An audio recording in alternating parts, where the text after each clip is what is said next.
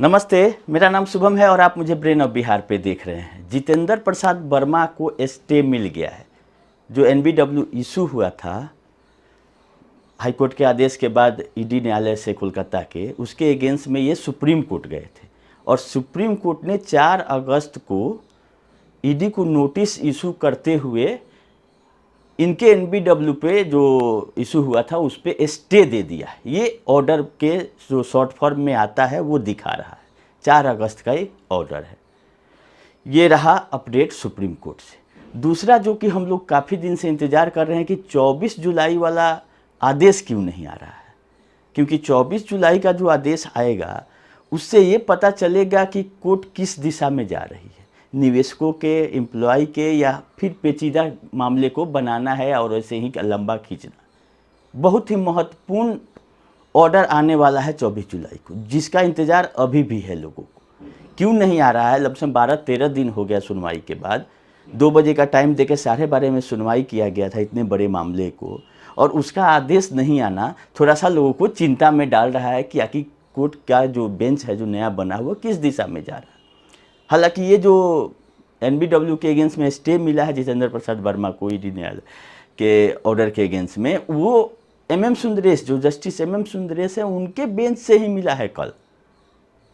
तो अगला जो डेट होगा जिसका रिटर्नेबल नोटिस 30 सितंबर दिखा रहा है, तो माननीय जस्टिस साहब के पास इसका जो कच्चा चिट्ठा है सहारा का ईडी वाले मामले में, वो भी पहुंचेगा। ये एक अच्छी खबर है कि उसी बेंच में सुनवाई होकर स्टे मिला है। तो जो भी रिपोर्ट होगा ईडी जो नोटिस हुआ है उसके अगेंस्ट में फाइल करेगी कि क्या क्या सहारा और जितेंद्र प्रसाद वर्मा ने किया है लोगों के पैसों के साथ। ये चीज़ है। दूसरा है कि आपका ईडी न्यायालय में 4 तारीख को सुनवाई था, उसका अपडेट नहीं आया है कि सुनवाई हुआ है नहीं हुआ है, कोई अपडेट नहीं है। हमको जो लग रहा है कि वहाँ बता दिया गया होगा कि सुप्रीम कोर्ट में हम लोग अपील में गए हुए हैं, उसका आदेश आने के बाद सुनवाई होगा, तो आजकल में उसका अपडेट हो जाएगा पोर्टल पे, अभी नहीं है। लेकिन एक नया अपडेट पोर्टल रिफंड वाला से आ गया है संसद के माध्यम से। 3 अगस्त को एक सवाल के जवाब में कोई बजरंग मनोहर एमपी हैं, उनके द्वारा दिया गया है कि 115 सोसाइटियां जो हैं लिक्विडेशन में है। सहारा का नाम उसमें नहीं है कि सहारा लिक्विडेशन में, सहारा है भी नहीं, सहारा की चारों में से कोई। तो 115 सोसाइटियां जो है मल्टी स्टेट सोसाइटियां, वो लिक्विडेशन में हो, उन्होंने जवाब दिया है। और साथ में सहारा रिफंड से जुड़ी जानकारी भी अपने रिप्लाई में फाइल किया है। तो उसमें क्या आया नया चीज़ कि 9,265 करोड़ रुपया डिसबर्स किया गया है 28 जुलाई 2026 तक। ये भी एक चिंता का विषय है। हम लोग उम्मीद लगा रहे थे कि अगस्त में पोर्टल से रिलेटेड सुनवाई होगा पिनक पानी मोहंती वाला में, और कुछ नया अपडेट आएगा, रिफंड से रिलेटेड अमाउंट बढ़ाया जाएगा या प्रक्रिया तेज की जाएगी। लेकिन यहाँ उल्टा होते हुए दिख रहा है। क्यों? क्योंकि जो फरवरी वाला डिटेल्स था, जो फरवरी में भी एक आया था संसद के माध्यम से अपडेट, उसमें 8,700 करोड़ के आसपास डिसबर्समेंट हुआ था। तो फरवरी से अगस्त आप आ जाइए, 6 महीना के टाइम में मात्र 600 करोड़ के आसपास ही अमाउंट बढ़ा है, 500 से 600 करोड़। इसका मतलब है कि 100 करोड़ रुपया प्रति मंथ डिसबर्समेंट हो रहा है। तो इतना स्लो डिसबर्समेंट करने का मकसद क्या है पोर्टल कमेटी का? क्योंकि दिसंबर 2026 तक पोर्टल को टाइम दिया गया था सुप्रीम कोर्ट के माध्यम से, दिसंबर में के पहले सुनवाई होना ही है। तो क्या इसी पैसा 10,000 करोड़ है, उसमें से 700-800 करोड़ अभी बचा हुआ है, इसी से आप अगला 4-5 महीना खींच के दिसंबर तक लेके चली जाएगी पोर्टल कमेटी, और लोगों का भुगतान के नाम पर खाली ड्रामा होगा? मीडिया में भी आया है कि खाली छलावा है पोर्टल कमेटी, रिफंड नहीं हो रहा है तेजी में। तो पोर्टल कमेटी का जो तनख्वाह फिक्स हुआ है कि ऐसे ऐसे देना है, इसको कमीशन में तब्दील क्यों नहीं कोट कर देती है कि इतना डिसबर्समेंट पर इतना पैसा आपको दिया जाएगा मेहनताना, जज साहब को 10 लाख का महीना, ये सब तो फिक्स है, रिफंड हो नहीं हो उनका बिल बनते रहेगा। तो यहाँ पे क्वेश्चन मार्क लोग लगा रहे हैं पोर्टल कमेटी पे। या तो कमेटी भंग कीजिए, दूसरा किसी को लेके आइए, नहीं हो पा रहा है तो, या कोई दूसरा रास्ता निकालिए रिफंड करने का, आपसे नहीं हो पा रहा है, सहारा डाटा नहीं दे रही है।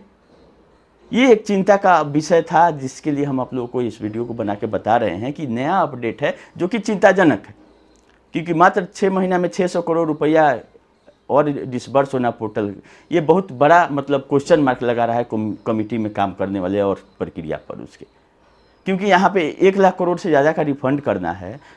1.5 लाख आपका 1 करोड़ 1.5 करोड़ लोग अप्लाई किए हैं। इसमें दिया गया है कि 41,50,000 लोगों का रिफंड हुआ है 8,762 करोड़। अब 25% लोगों का दिखाया जा रहा है कि क्लेम मिल गया। तो 25% लोग वैसे हैं जिनका 10 अगर 5 मेंबरशिप है, उसमें से केवल 1 मेंबरशिप ही ले रहा है। तो 41 लाख लोगों को तो मिल गया, लेकिन 41 लाख लोगों में ऐसा भी अकाउंट है जिसका 3 मेंबरशिप है, जिसमें वो खाली दे दिया, 2 का उनका भी पेंडिंग है। ऐसा नहीं कि 41 लाख लोगों का हिसाब क्लियर हो गया, किसी का 2 लाख है उसमें से 50,000 मिल गया और बाकी 1.5 लाख के लिए वो इंतजार कर रहे हैं। तो बहुत बड़ा अमाउंट फंसा हुआ है सहारा में, उस रेशियो में रिफंड होना चाहिए और उस हिसाब से सरकार को भी आगे आना चाहिए। क्योंकि हम लोग लगा रहे थे कि 31 अगस्त टेंटेटिव दिखा रहा है, पिनक पानी मंदिर में कहाँ से सुनवाई होगा, जब पैसा है ही तो सरकार को कोई मतलब नहीं है, उसी पैसा से दिसंबर तक खींचने का प्लान चल रहा है। खैर अब देखिए 24 जुलाई वाला ऑर्डर दिशा दशा तय करेगी निवेशकों का कि क्या होगा, जो कि इतना लेट हो रहा है ऑर्डर आने में। तो ऑर्डर आने के बाद ही पता चलेगा कि बेंच आखिर चाहती क्या है और बेंच आगे क्या करेगी। वो उस ऑर्डर में ही क्लियर हो जाएगा कि मामला और पेचीदा होते जाएगा या निस्तारण की तरफ बढ़ रहा है। ईडी वाला मामला अलग चलता ही रहेगा। 4 अगस्त को सुनवाई हुई है नहीं हुई नहीं पता है, 18 को अपना कॉग्निजेंस वाले मैटर पर सुनवाई है ही। ये स्टे मिला है, ऐसा नहीं है कि इनको क्लीन चिट मिल गया है जितेंद्र प्रसाद वर्मा को। देखिए सुप्रीम कोर्ट जो है वो जेल भेजने के पक्ष में जल्दी नहीं रहती, क्योंकि अगर वहाँ से बेल रिजेक्ट होता है तो कोई नहीं बचा पाएगा, सीधे अंदर जाना है। तो सुप्रीम कोर्ट में सहारा वाला मैटर ही नहीं, किसी को भी बेल के लिए जो जाता है उसको तुरंत सुनवाई किया जाता है। और सुप्रीम कोर्ट जब तक आप नाक में दम नहीं कर दें तब तक अंदर नहीं भेजती है। जैसे सुब्रत सहारा ने किया था, नाक में दम कर दिया था सुप्रीम कोर्ट का, तब टंगवा लिया था सुप्रीम कोर्ट ने। तो सुप्रीम कोर्ट जेल भेजने के पक्ष में किसी को नहीं रहता है, जनरली सबको जो छोटा मोटा मामला है उसमें मिल जाता है, ऐसा कुछ सीरियस मैटर नहीं होता। तो इनको बेल मिला नहीं है, बेल स्टे हो गया है कि अभी रुक जाइए, जो आदेश आया है उस पर हम स्टे लगाते हैं, सुनवाई करके आगे निर्णय करेंगे कि क्या होगा। फिलहाल 1-2 महीना का आपका इनका सितंबर तक का स्टे जितेंद्र प्रसाद वर्मा के केस में मिल गया। यही सुप्रीम कोर्ट जब गई थी सहारा के चारों सोसाइटी पिछले महीना में कि हम ईडी ने कार्रवाई जो किया है वो गलत किया है, अवैध है, तो डिसमिस किया था सहारा के कि नहीं कार्रवाई सही चल रही है, हाई कोर्ट ने जो ऑर्डर दिया था वो सही है। तो सुप्रीम कोर्ट का जो व्यू होता है काफ़ी वाइड होता है, काफ़ी बड़े स्तर पे वहाँ पे सोचा जाता है। ऐसा नहीं है कि किसी को जेल में भर देने से आपका रिफंड मिल जाएगा, वो अंतिम प्रक्रिया है जो कि सुब्रत सहारा के साथ किया था सुप्रीम कोर्ट। तो इसीलिए स्टे मिल गया है, घबराने की कोई बात नहीं है।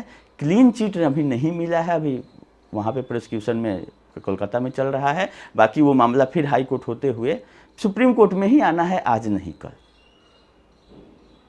तो इसीलिए घबराने की कोई बात नहीं, थोड़ा सा धैर्य और रखिए। 24 तारीख वाला का इंतज़ार लंबा होते जा रहा है, जो 24 जुलाई को ऑर्डर है।